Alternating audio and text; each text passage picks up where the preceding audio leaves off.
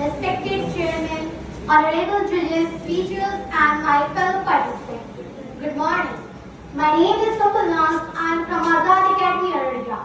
Today, I stand here to speak in the power of the emotions UNO has failed to maintain international peace. The United Nations was established in 1945 after the destruction of the Second World War with a noble vision to save succeeding generations from the scourge of war.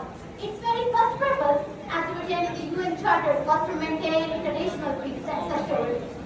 But after almost 8 decades, can we say that the UN has truly succeeded in this mission? The answer, unfortunately, is no.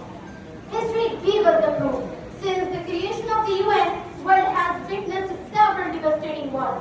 The Korean War, the Vietnam War, the Iran-Iraq War, the Gulf War, the Afghanistan conflict, the US invasion of Iraq, and more recently, the wars in Syria, Yemen, Ukraine, and the Israel-Palestine conflict.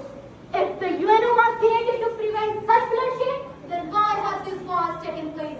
This clearly shows its failure. The Security Council, the most powerful organ of the UN, was designed to protect peace. But in reality, it is controlled by just 5 permanent members: United States, Russia, China, France, and the United Kingdom, who hold the veto power. Whenever their national interests are threatened, they simply use vetoes, blocking any real solution. For example, the US often vetoes resolution against Israel. The Russia has vetoed resolution regarding Ukraine.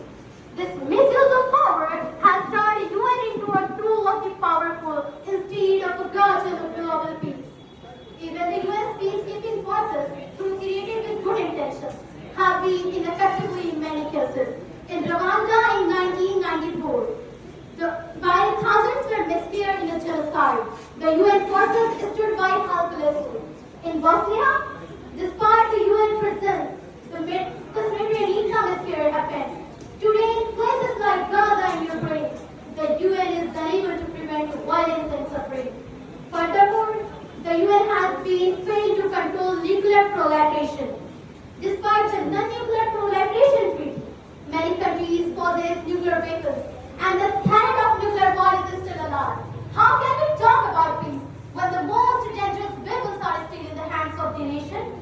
Ladies and gentlemen, I am not denying that the UN has achieved some success in the humanitarian aid, health campaigns, and education. But let us not forget that the main topic is not about the development or social good. It is about the international peace. And in that regard, the UN has been a disappointment. Therefore, with deep conviction,